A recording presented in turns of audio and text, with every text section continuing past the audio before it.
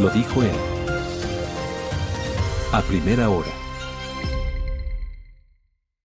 A ver, ha habido cuestionamientos en los últimos días, en las últimas semanas, respecto a la situación del doctor Fabián Favara Gallardo, quien es el actual presidente de la Corte de Justicia de Pichincha, la Corte Provincial de Justicia, y es el candidato que encabeza la terna que elaboró la Asamblea Nacional, que remitió la Asamblea Nacional al Consejo de Participación Ciudadana y Control Social para el Consejo de la Judicatura, como delegado de la función legislativa. Había un expediente disciplinario en contra del doctor Favara, cuyo trámite finalmente prescribió el pasado 31 de julio. Esto fue observado, entre otras personas, por la vocal del Consejo de la Judicatura, Solanda Goyes, que incluso ha responsabilizado a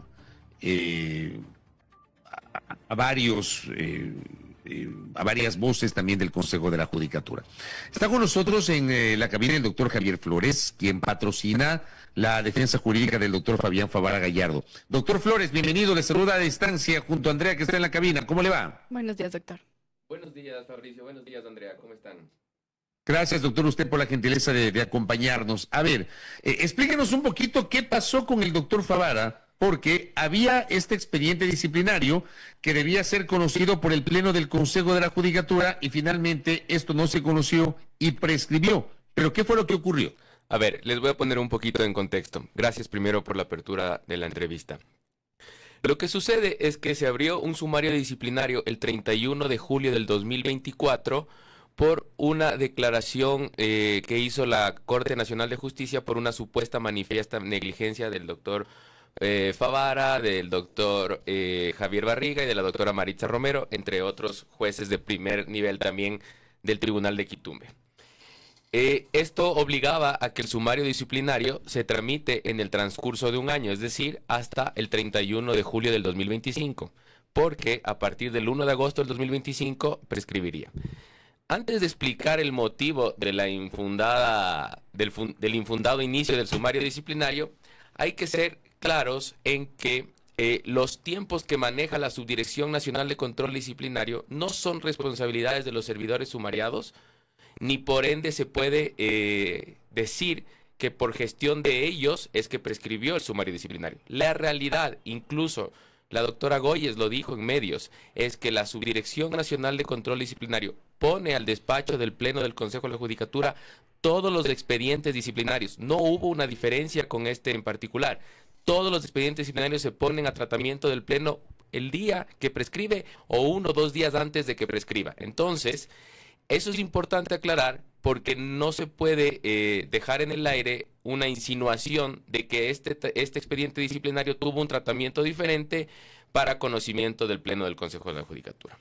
Yo quiero ir un poquito más atrás y respecto precisamente de por qué se le abre este sumario administrativo. Usted lo que dice es que es una acusación infundada y le dice que es una supuesta negligencia manifiesta, sí. Pero hay que también contar ese otro contexto, ¿verdad?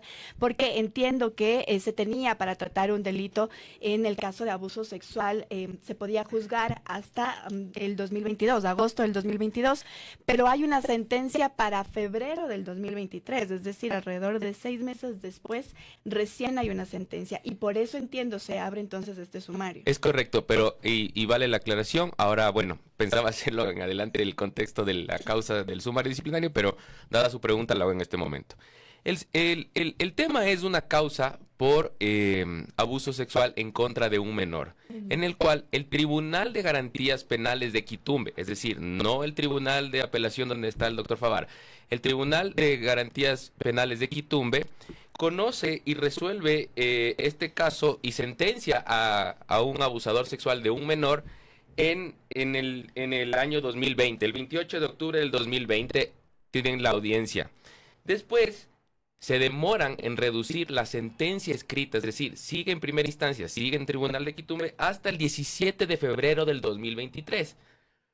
Posteriormente, llega a la Corte Provincial, en el cual la doctora Maritza Romero era la ponente, la jueza ponente, y se conoce la causa en un lapso de 2-3 meses, donde se ratifica la sentencia en contra de un abusador sexual. Aquí viene Se ratifica, perdón, la sentencia de primera instancia la ratifica el Tribunal de Apelación. Exactamente, donde estaba conformado, también formaba parte del doctor Favara. Es decir, se ratifica la sentencia en contra de un abusador sexual. En la audiencia de apelación, ninguna de las partes alegó la prescripción. Esto es importante. Ni siquiera la fiscalía, bueno, fiscalía no lo iba a hacer tal vez por sus intereses de obtener una sentencia, pero el abogado del procesado no alegó absolutamente nada respecto a la prescripción. Sube a la Corte Nacional de Justicia por recurso de casación y la Corte Nacional de Justicia hace una aplicación normativa en la cual dice que la causa estaba prescrita desde agosto del 2022, es decir, como empezó el proceso penal el 17 de agosto del 2017, dice que habían 5 años para resolver y que prescribía en el 2022. Sin embargo, hay un voto salvado que dice de una jueza de la Corte Nacional que no puede haber responsabilidad del doctor Favara ni del Tribunal de Apelación, porque cuando ellos conocieron, la causa ya estaba prescrita, es decir, cuando llegó a manos del Tribunal de Apelación ya había prescrito, entonces ella salva su voto. Sin embargo, hay aquí un punto importante, que la realidad es que los hechos de este supuesto tema de abuso sexual se dieron en el 2012.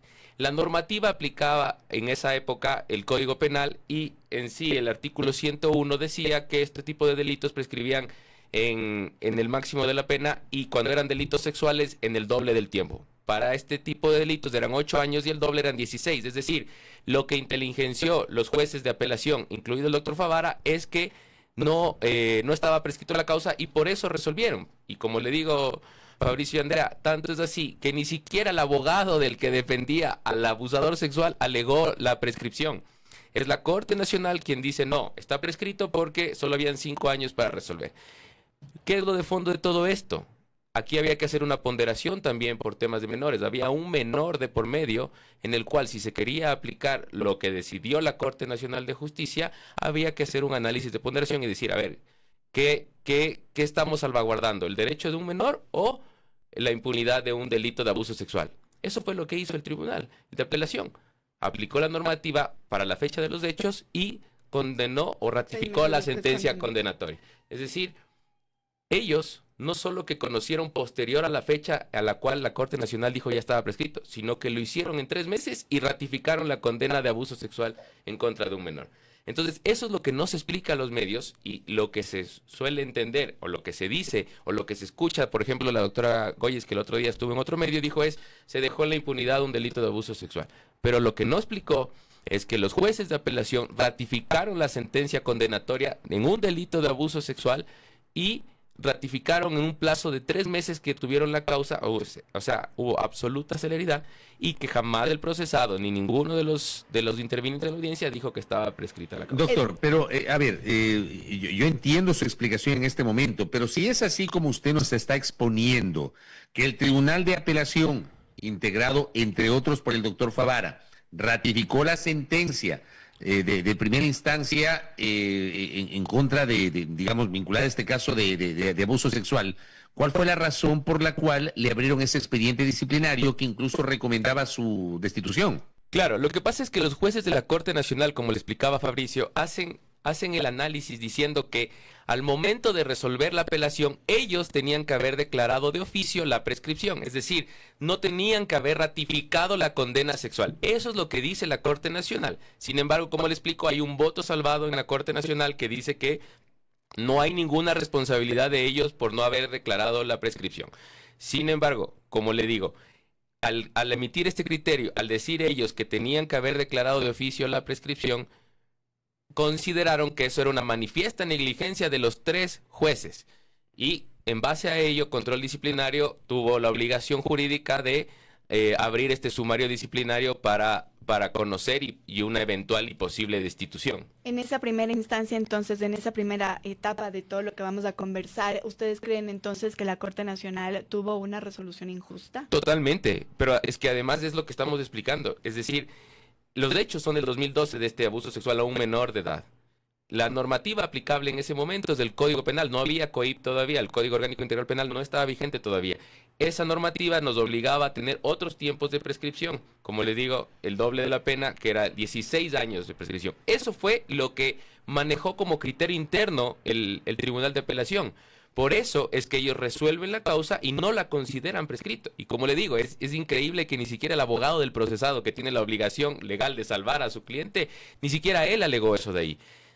Más allá de cualquier circunstancia, la Corte Nacional de Justicia consideró que los tiempos para la prescripción solo son 5 años desde que inició la instrucción fiscal y aplica el Código Orgánico Integral Penal.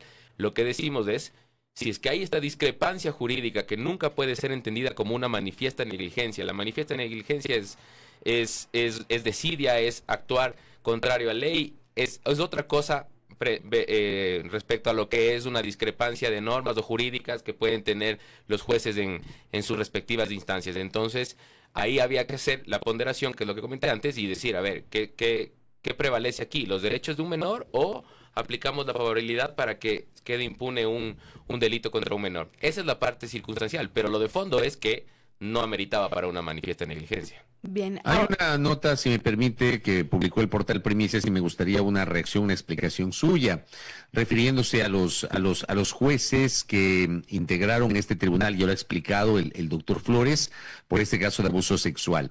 Dice la nota, faltaba que los informes fuesen tratados por el Pleno del Consejo de la Judicatura y que los 3 vocales que lo conforman se pronuncien a favor o en contra de la sanción. Pero el tiempo no alcanzó y el caso fue tratado el mismo día de la prescripción. No hubo acuerdo, dice. El presidente de la Judicatura, Mario Godoy, se abstuvo de votar argumentando conflicto de intereses con el doctor Fabián Favara. La vocal Yolanda Yupangui mencionó que se declara la nulidad de la causa y que el proceso regrese al inicio, mientras que la vocal Solanda Goyes planteó una sanción severa para el ponente del tribunal, que no era el doctor Favara, y multas para los demás. Ante la falta de una decisión, finalmente el caso prescribió y ni el doctor Favara ni los otros miembros del tribunal fueron sancionados. ¿Es así como plantea esta nota periodística, cómo se dieron los hechos, doctor? Sí, a ver, lo importante de esto es lo siguiente. ¿Por qué hay estas discrepancias jurídicas en la sesión del Pleno? Cuando se abrió el sumario disciplinario y se le notificó al doctor Favara el 26 de agosto del 2024, se procedió a hacer la contestación del sumario disciplinario. Yo fui abogado de él y del doctor Barriga, de otro juez del Tribunal de Apelación. En esa contestación al sumario disciplinario, yo fui claro y conciso en el anuncio de la prueba y de conformidad al 114.1 del Código Orgánico de la Función Judicial, yo solicité una audiencia en caso de que la directora provincial emita un informe motivado. Es decir, como la directora provincial, donde inicia el sumario, no tiene potestad para destituir o para sancionar a sanciones de 109.7 del Código Orgánico de la Función Judicial, como es la manifiesta negligencia, tenía la obligación de hacer el informe motivado. Entonces yo lo puse en la contestación, que si es que la directora hace informe motivado, solicito audiencia. No obstante, como esta mala práctica que tiene la Subdirección Nacional del Consejo de la Judicatura de poner los expedientes disciplinarios al borde de la prescripción, no leyeron mi solicitud de audiencia, y cuando yo me entero por redes sociales, porque postulan, sacan los datos de los expedientes que van a tratar ya el del doctor Favara, yo presento un reclamo y digo, señores, yo pedí audiencia desde la contestación al sumario disciplinario el 2 de septiembre del 2024. Ustedes no me han llamado a audiencia. La norma es mandatoria, no es facultativa. Esto genera que la discusión en el Pleno, la doctora Yupangui encuentre un motivo para no poder resolver porque se estaba afectando el derecho a la defensa de quienes habían solicitado audiencia, en este caso el doctor Favara y el doctor Barriga. Entonces, la doctora Yupangui lo único que hizo fue visualizar una cuestión en derecho que evidentemente no podían dejarla a un lado y tenía que convocarse a audiencia. La doctora Goyes ni siquiera planteaba una sanción en contra del doctor Favara, sino en contra de los jueces del Tribunal de Primera Instancia, por lo que indico, porque ellos tuvieron el proceso todo el tiempo en el cual, a criterio de la Corte Nacional de Justicia, prescribió. Entonces, en ese escenario, más obviamente la lógica postura del presidente, que está encabezando ternas en las cuales también hay otra terna en la que está el doctor Favara, prefirió mantenerse apartado de cualquier posición o voto. Eso generó que si los únicos 2 votos que podían solventar este tema o decidir sobre la situación jurídica en el expediente disciplinario, que es la doctora Yupan y la doctora Goyes, no haya algún acuerdo, evidentemente prescribía. Lamentablemente, yo no sé por qué la doctora Goyes dijo en medios que fue una argucia de los abogados pedir audiencia a último minuto para lograr la prescripción. Eso no es correcto y no se ajusta ni siquiera a mi forma de litigar ni a la realidad de los hechos. El 2 de septiembre de 2024, si ustedes revisan el expediente disciplinario, está pedido en mi contestación que se llame audiencia. De ahí que en la Subdirección Nacional de Control Disciplinario no lo hayan sabido leer, no lo hayan entendido, no lo hayan leído, no es culpa de nosotros. Sin embargo, eso sí dañaba el proceso, eso sí afectaba el derecho a la defensa y por eso la doctora Yupangui dijo aquí no se ha llamado audiencia, está pedido desde el momento de la contestación. Esa fue la realidad por la cual en su momento no se pudo resolver en esa sesión y provocó la prescripción. Pero como digo y ratifico, no es de este caso que tuvo un trato especial para que se haya logrado la prescripción. La doctora Goyes en una entrevista hace no mucho en otro medio dijo exactamente lo mismo. Todos los expedientes disciplinarios suben al borde de la prescripción, es decir, cuando están a 1 o 2 días de que prescriban. Evidentemente, esa es una mala práctica porque al momento que se va a resolver y surge algún contratiempo, no lo pueden solventar y puede terminarles prescribiendo, como pasó en este caso. Es decir, que usted cree que el expediente caduca no necesariamente por una coincidencia política. No hay ninguna coincidencia porque, como les digo, si ustedes verifican incluso la postura de la doctora Goyes, que ella quería en cierta medida resolver ese expediente, ella lo dice, todos los expedientes disciplinarios suben al borde de la prescripción.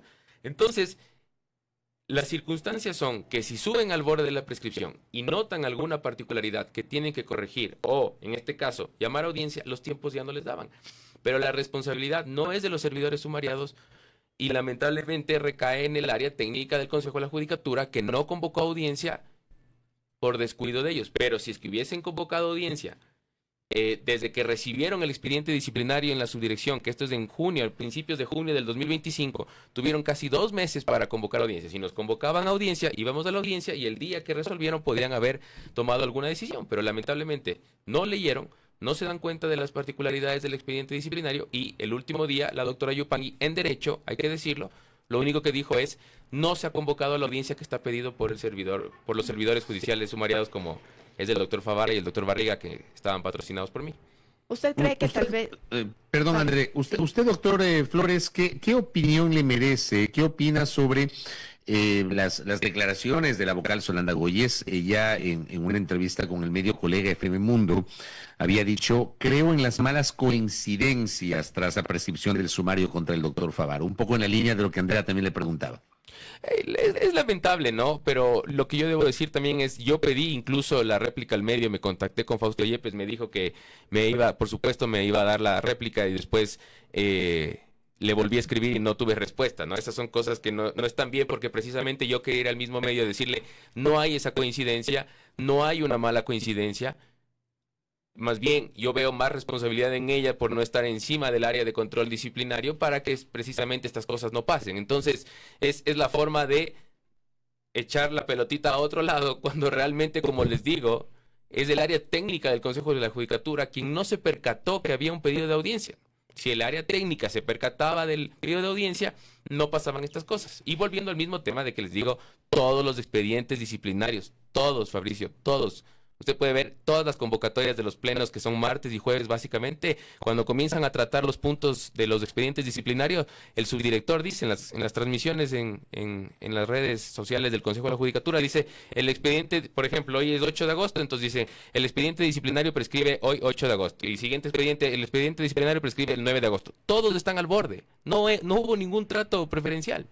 ¿Usted cree que tal vez que se abstuviera Mario Godoy de estar dentro de esta resolución influyó para que prescribiera el caso también? No, la verdad es que entiendo la posición del presidente. Lógicamente, cualquier posición que él iba a tomar iba a tener suspicacias, digamos, de la opinión pública. Porque, a ver, si es que él daba un voto a favor para una sanción, podría decirse que estaba en contra de quien podría ser posteriormente un colega o un compañero de labores en el Pleno del Consejo de la Judicatura si llegaran a ser designados.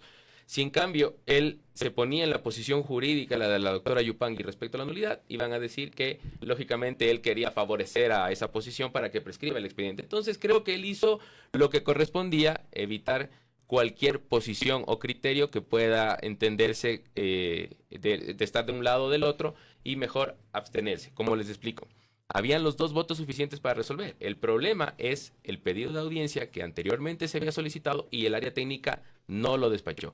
Por eso la doctora Yupanqui en derecho lo que dijo es: no hay opción a resolver mientras no exista la audiencia. Lamentablemente ya los tiempos no les daba para resolver. Una vez que ha prescrito, ya no hay nada que hacer. O sea, esto quedó ahí, y definitivamente la prescripción implica un archivo, entiendo, doctor. Claro que sí, ya prescribe y definitivamente se archiva la causa y no hay nada que resolver ya como tal. Es decir, se mantiene la línea, la vigencia de los hechos o cómo está la carpeta de cada servidor judicial, que en el caso del doctor Favara, coincidencialmente, no tiene ni una sola sanción disciplinaria. Eso sí es una coincidencia que tenían que haberlo visto. No tiene ningún registro disciplinario de ninguna índole. Entonces, a veces las narrativas quieren imponer circunstancias adversas a ciertos personajes. Por ejemplo, también hay una nota reciente en la cual supuestamente están en cursos de inhabilidades ciertos miembros de las ternas porque desempeñan un cargo público. El artículo 77 del Código Orgánico de la Función Judicial estipula cuáles son las inhabilidades para ejercer un nombramiento en la función judicial. Entonces, en base a eso, también han sacado una nota de que, por ejemplo, el doctor Godoy, al ser vocal, no podría estar en la terna porque él ejerce un cargo público. Pero lo que no dicen es que la norma dice la inhabilidad es para el nombramiento y desempeño, no para que tú puedas postular o concursar o lo que fuese respecto a este tratamiento en el Consejo de Participación Pero ¿cuál es la diferencia? ¿Cuál es la diferencia ahí? Porque claro, ayer también me pasaron este dato, un distinguido jurista me decía, por ejemplo, que dentro de las inhabilidades del reglamento expedido por el Consejo de Participación Ciudadana y Control Social está aquella que se remite a las inhabilidades del artículo 77 del Código Orgánico de la Función Judicial, que dice que no podrán ser parte quienes desempeñen cargos en el sector público. En ese sentido, varios candidatos tienen inhabilidades, o sea, en teoría, no solamente el doctor Favara, sino el doctor Godoy, la ministra de Trabajo, el director del SRI, Damián Larco, todos ellos están como candidatos. ¿Pueden o no pueden ser candidatos y eventualmente ocupar un sillón en la judicatura, doctor? Claro, lo que pasa es que no se entiende bien la norma, no se lee bien la norma a propósito precisamente para instalar una narrativa. El artículo 77 del Código Orgánico de la Función Judicial dice inhabilidades, dice, no puede ser nombrado ni desempeñar un puesto o cargo en la función judicial. Yo le pregunto, Fabricio, ¿usted en qué parte dice no puedo postular, no puedo concursar? Es que esto tiene además una lógica, porque si no, estaríamos en un escenario que, por ejemplo, un juez de primer nivel que quiere concursar para una plaza en la Corte Provincial, es decir, en un segundo nivel, no podría concursar porque está ejerciendo un cargo público. Lo que la norma te hace como una inhabilidad de ser nombrado. Es decir, si en un momento llegase el doctor Favara o el doctor o cualquiera, o la ministra de Trabajo a ocupar el cargo en el Pleno de la Asamblea, lo que no pueden es tener 2 cargos simultáneos. O sea, no podría ser nombrada la ministra de Trabajo si se mantiene como ministra de Trabajo. Ese es el espíritu y la lógica de la norma. No es no poder postular. Por eso dice, debería decir la norma, no puede postular, no puede concursar. Eso es otra cosa. Pero no ser nombrado o no desempeñar es otro momento. Por eso le digo, además hay montones de casos que respaldan esta posición jurídica. La misma vocal Solanda Goyes, antes de ser vocal suplente, era directora de Acceso y Justicia. Es decir, no existe esa postura ni siquiera en la práctica. Entonces, a mí también me llama mucho la atención esas notas de prensa que salen y diciendo que hay inhabilidad de 6 de 15 candidatos más o menos porque ocupan cargos públicos. Pero la norma te dice no ser nombrado y desempeñar. Lógicamente, porque no puedes tener simultáneamente 2 cargos públicos. Esa es la lógica de la norma. Pero, ¿qué piensa usted sobre, digamos, que varios de los postulantes también tengan afinidad política con el oficialismo ahora mismo? Incluso hay cuestionamientos de que el doctor Favara tiene afinidad política con la bancada que lo postuló. Bueno, definitivamente eso siempre va a existir. Nunca hay forma de contentar cualquier lado de la política, porque definitivamente siempre hay algún adversario o alguna posición en la cual van a decir eso de ahí. El doctor Favara tiene una trayectoria política y es para mí un perfil idóneo para ocupar un cargo en la función judicial como vocal del Pleno, porque ha sido abogado en libre ejercicio, ha sido congresista, ha sido director disciplinario del Consejo de la Judicatura, va 11 años como juez en la Corte Provincial, actualmente es presidente, es decir, conoce a profundidad el detalle de cómo se desempeña la función judicial, conoce los requerimientos que tiene la función judicial. Entonces, siempre van a haber estas suspicacias, estos comentarios, estas opiniones respecto de cuando hay favoritismos o ahí están alineados al gobierno y demás, pero en la práctica se da que hay que revisar los perfiles. Entonces, ¿Y usted qué opina, por ejemplo, de la postulación de la ministra de Trabajo, que claramente tiene afinidad con el gobierno? bueno, pero la ministra de Trabajo está en la terna del Ejecutivo. Lógicamente, el presidente tendrá que poner gente afín o que él considera un baluarte para ocupar el pleno del Consejo. Entonces, tampoco podemos esperar que el presidente ponga gente que no sea afín o que no sea alineada a su línea de gobierno. Eso evidentemente tiene que responder a una afinidad. No creo que el presidente tenga que buscar otro perfil. Lógicamente, desde lo académico también tiene que valer la pena, por decirlo de alguna manera. Pero sí, pues el Ejecutivo para mí tiene que poner una terna acorde a lo que busca el Ejecutivo como tal en el desempeño de la función judicial. Oiga, doctor, dos cositas finales. La una, retomando el tema de las inhabilidades. Y claro, uno revisa, por ejemplo, lo que pasó con el ex candidato a la judicatura integrando la terna de la Corte Nacional de Justicia, Edison Toro. Y él, por ejemplo, digamos, su candidatura fue eliminada, fue retirada, no fue calificada, porque se acogió una denuncia de un ciudadano que argumentaba que el doctor Toro estaba inmerso en prohibiciones e inhabilidades legales por haber ejercido funciones como conjuez del Tribunal Contencioso Electoral. Yo creo que por ahí va esta discusión que estamos planteando, doctor, respecto de que varios de los candidatos están ocupando el cargo público más allá de la explicación que usted ha dado, pero ¿cómo interpretamos en cambio la descalificación del doctor Edison Toro? La verdad, Fabricio, le soy muy honesto, la descalificación o los pormenores de cómo se dio respecto al doctor Toro no las conozco, entonces mal podría hacer una precisión jurídica. Incluso le puedo ofrecer estudiar y leerle ese punto de cómo se dio esa desvinculación del doctor Toro, cómo se lo sacó de la terna, pero no creo que haya sido en función de la misma norma de la inhabilidad de lo que le comento, porque como le expliqué anteriormente, la norma dice no podrá ser nombrado o desempeñar, es decir, son momentos cuando ya se consolida la posibilidad de ejercer el determinado cargo. No es anterior, esto además es una cuestión que es, como diríamos coloquialmente, es un español clarísimo, no hace falta ni siquiera ser abogado para entenderlo. Para ser nombrado o desempeñar no es un momento anterior de postulación o de ejercicio de concursar o algo parecido. Entonces, la verdad, la del doctor Toro, el detalle exacto de su desvinculación o de la terna o lo que haya sido, no la conozco exactamente cuáles son los criterios adoptados. Y lo último, doctor, porque claro, desde hoy hasta el próximo 15 se abre la etapa de impugnaciones sobre los 15 postulantes. Esta semana el Consejo de Participación Ciudadana y Control Social calificó a los 15 postulantes, a los 3 de cada una de las 5 ternas, y de aquí tenemos una semana para la presentación de impugnaciones. ¿Cómo ve usted lo que se viene sobre el caso de su defendido, el doctor Favara? Bueno, las causales de impugnación están claras en el reglamento, son cuando se considere que los postulantes no cumplen requisitos legales, con la falta de probidad o idoneidad, se encuentren inmersos en las inhabilidades o prohibiciones o hubiesen alterado algún trámite o algún documento en la carpeta para postular.